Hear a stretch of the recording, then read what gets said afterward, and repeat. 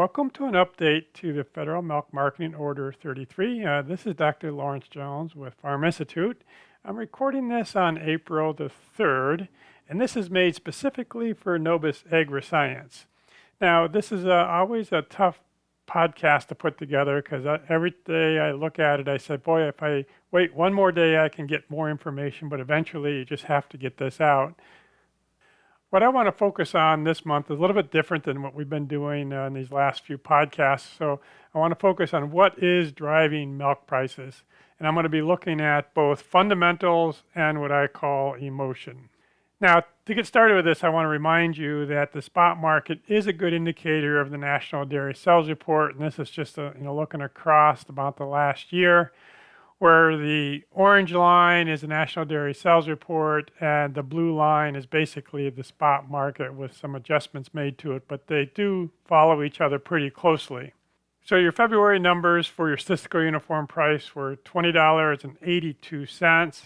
Again, we had some slightly higher numbers back in the end of 24, higher numbers in 22, but overall, again, not terribly bad prices.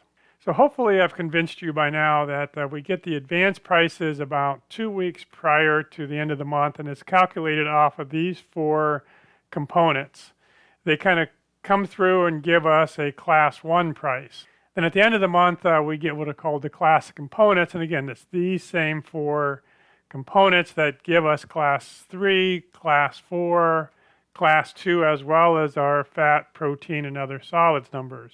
Then these all come together about the middle of the next month with the different class percentages, and that gives us our overall statistical uniform price. Now, the reason I wanted to do this is I wanted to look at the last time I gave you any data was on the 3rd of March, and I'm going to use the data for the 2nd of April, which was yesterday, pre-tariffs, pre-Liberation Day. But anyway, so I wanted to do is see what is kind of changing in our milk prices and how these are going to affect it. Now, the statistical uniform price is not exactly with what you're going to get paid because I'm using exactly the same components for the advanced as well as the National Dairy Sales Report. But the difference here should be fairly reasonable.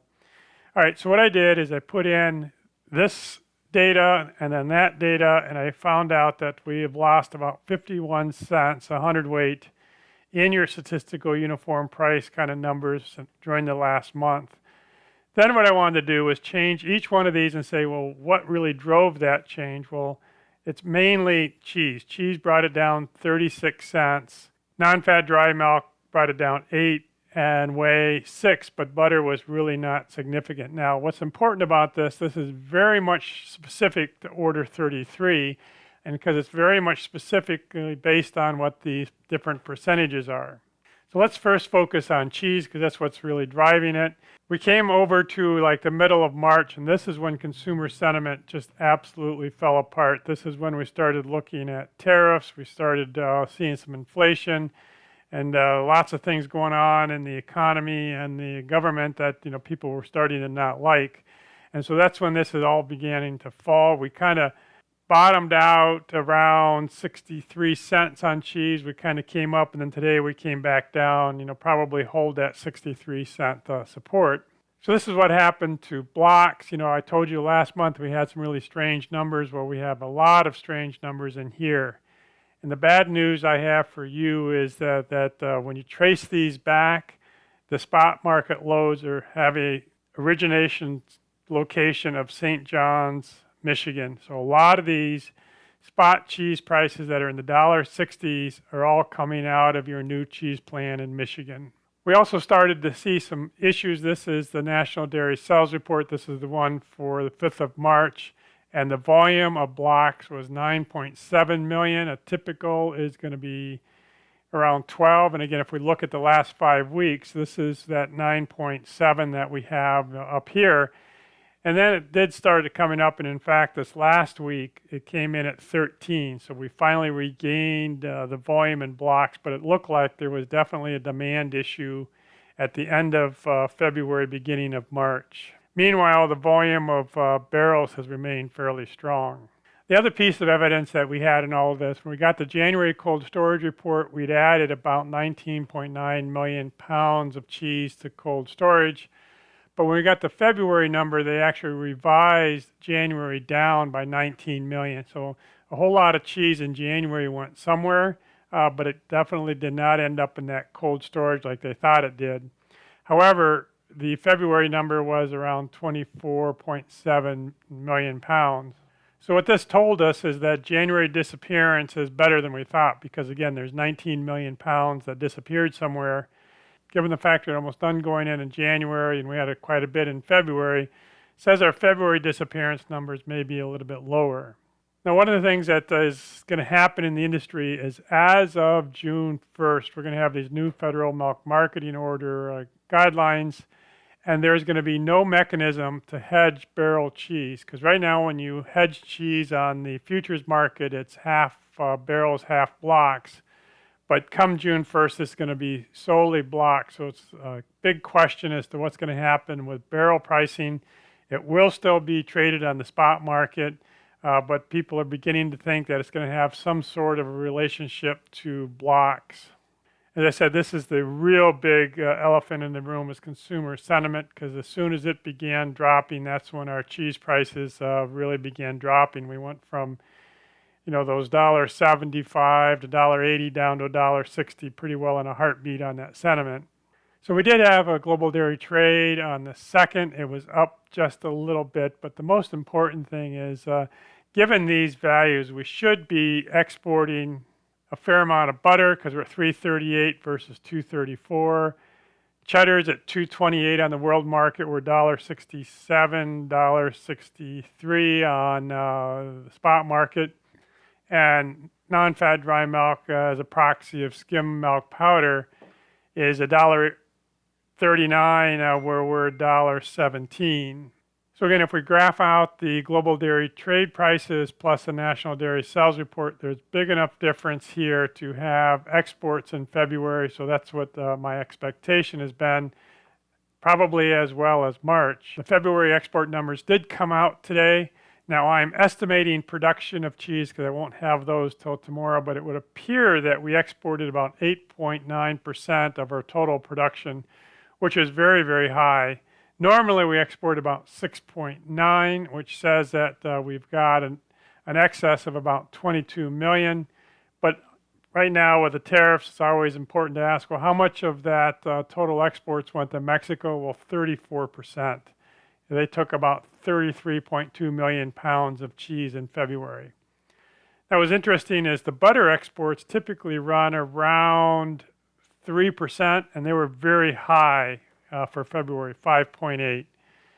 And then Mexico represents almost nothing for butter exports. So the next piece of this is non-fat dry milk. And I think it's safe to say that anywhere from about the middle of July until about the middle of February, this is the effect of bird flu in California. Overall, I would say bird flu doesn't impact the numbers on a national basis, but since California is our main supply of non-fat dry milk, and we went way over top of the global dairy trade, I think that was the impact of bird flu. But now what we've done is we've rationalized back down, to a typical premium with the global dairy trade. So I'm expecting non-fat dry milk to follow it, kind of like what we did back here in the early spring of 2024. Whey prices have been coming down, and that one I haven't got a good explanation for yet. Millennials very much like their protein. Now maybe it's just consumer sentiment as much as anything. But these are now beginning to rationalize right around 49 to 50 cents. So when we talk about supply, we've got to talk about cow numbers. We did just get the data for the week of March 16th, and it was only about 100 animals more than this, so it doesn't change this overall graph.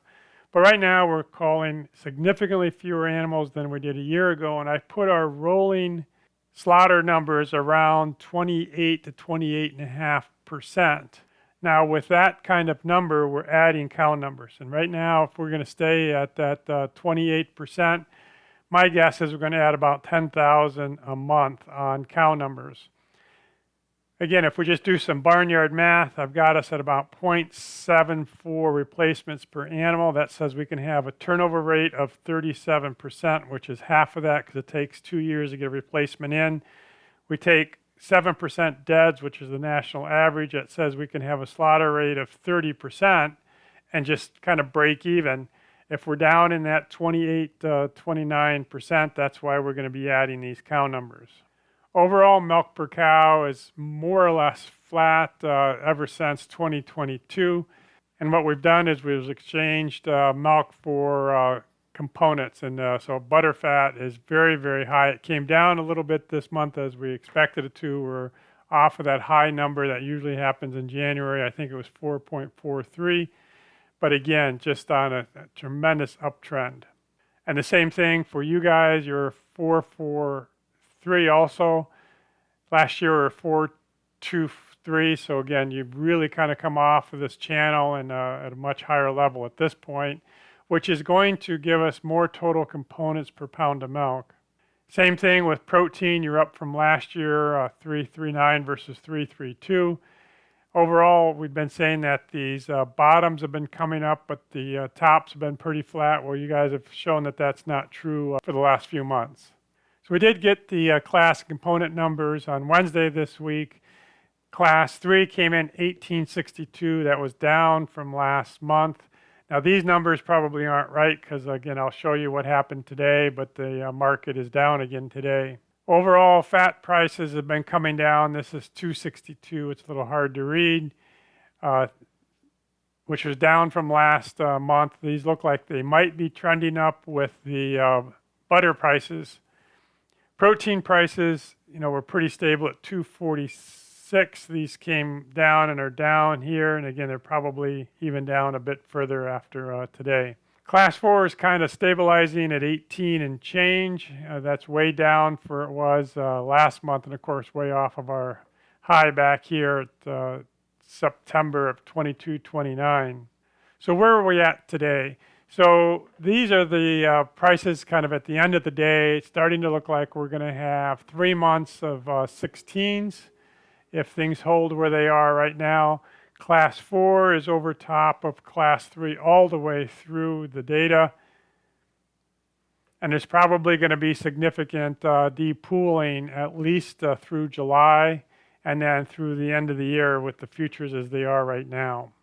So the graph that I'm spending the most time thinking about and trying to figure out is this one here. So this green line is the spot market plus 40 cents. Again, we're going to have this significant drop in June because we've gotten the new make allowances. But look at this premium that's being held all the way through from June, all the way through the end of the year. It's almost as if the trade is thinking, that maybe these aren't going to happen, or maybe that blocks are going to come up significantly, but that is a significant premium that ought to be looked at and followed a little bit. I have been selling June milk short here because I think it has about an 89-cent premium still over the spot market. All right, so that's where I'm going to end this week because with the tariffs on, it's changing everything quite dramatically. I'm not quite sure what's going to happen to the grain prices, and it looks like there's still some downward pressure on milk prices.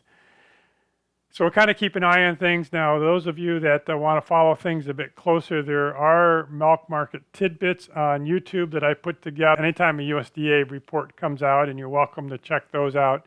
Again, if you go on YouTube and search for milk market tidbit, I think it's singular, you'll find those.